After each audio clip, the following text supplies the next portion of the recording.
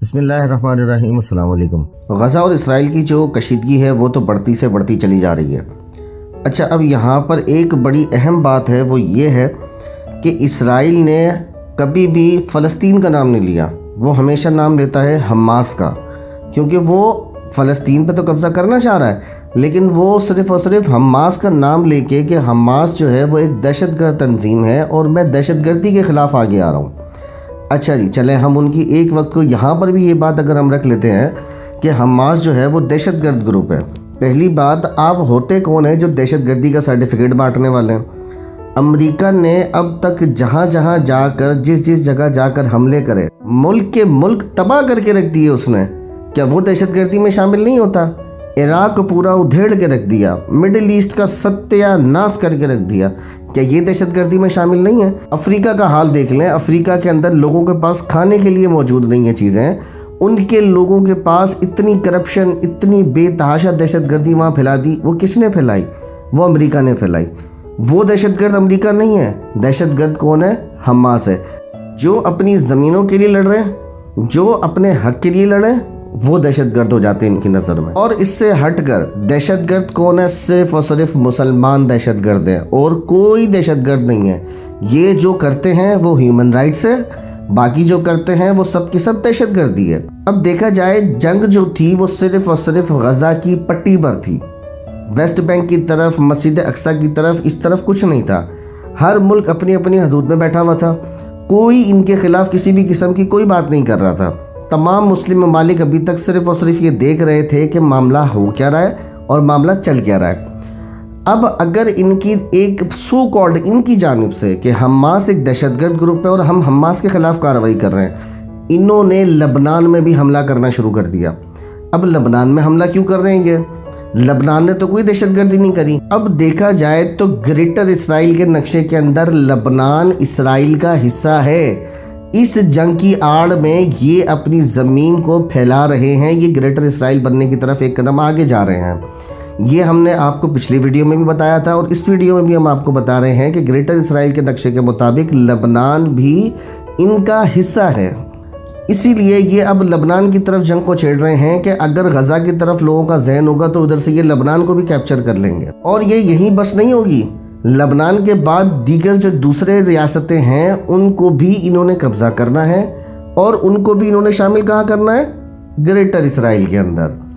اب ایک بات بہت ہی زیادہ بڑی سوچنے والی ہے کہ جدھر افغان طالبان نے اناؤنسمنٹ کری کہ ہم فلسطین کا ساتھ دینے کے لیے جائیں گے اور ہم مسجد اقصی کا دفاع کریں گے، اس دن سے مسلسل ڈیلی بیسس کے اوپر افغانستان میں زلزلے آنا شروع ہو گئے۔ یہ بہت زیادہ اہم بات ہے۔ اچھا، زلزلے بھی صرف ان ممالک میں آتے ہیں جہاں مسلمان موجود ہوتے ہیں۔ ترکی میں زلزلہ آیا، ترکی کا جس ٹائم پہ سلطنت عثمانیہ کا 100 سال پورا ہونے والا تھا، معاہدہ لوزان کا، جیسے ہی وہ معاہدہ لوزان پورا ہوا، ترکی میں زلزلہ آ گیا۔ پہلے انہوں نے ترکی میں بغاوت کری، وہ یہ کامیاب نہیں ہو سکے، اس کے بعد انہوں نے ترکی کے اندر کیا کرا؟ زلزلہ لے کر آئے تاکہ اردگان کی کمر ٹوٹے، یہ اکانومی میں نیچے آئیں، لیکن انہوں نے پھر بھی اپنے آپ کو سٹیبل کر لیا۔ جو ملک ان کے خلاف آنے لگتا ہے، یہ وہاں پر کوئی نہ کوئی ایسے سسٹم بناتے ہیں کہ جس سے لوگوں کے ذہن میں کیا آتا ہے؟ یہ قدرتی آفات ہیں۔ اگر ان زلزلے کی دنیا کے جو ماہر اور قابل سائنسدان ہیں، اگر ان کی تحقیق کریں تو یہ زلزلہ مین میڈ زلزلہ ہے، نیچرل ڈیزاسٹر نہیں ہے۔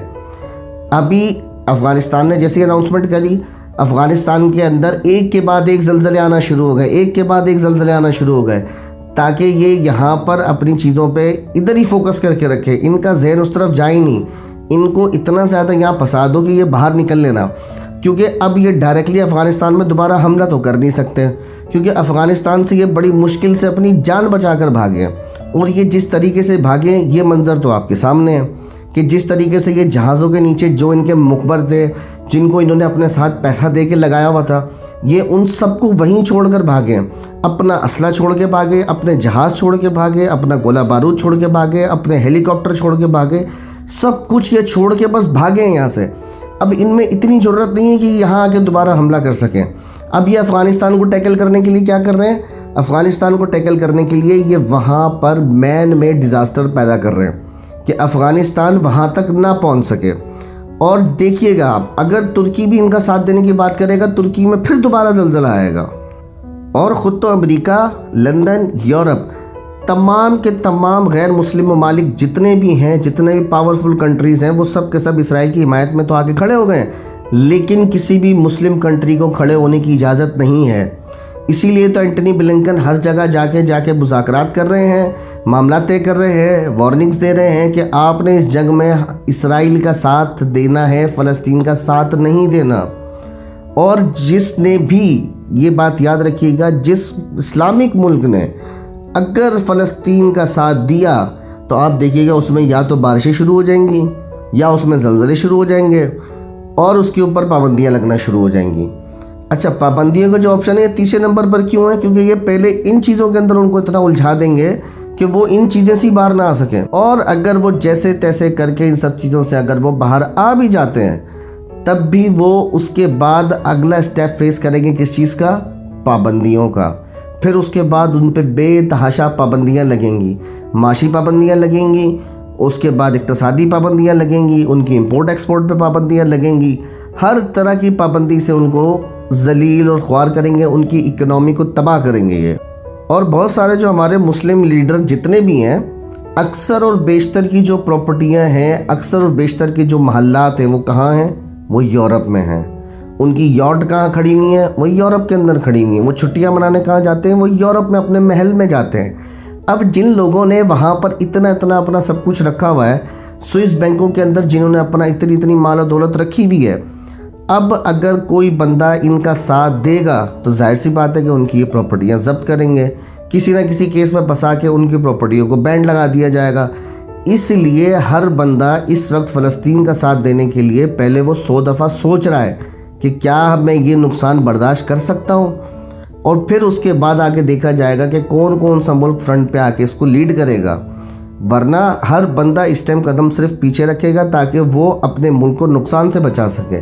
اس میں ابھی صرف میری اور تیری کی لگی ہوئی ہے۔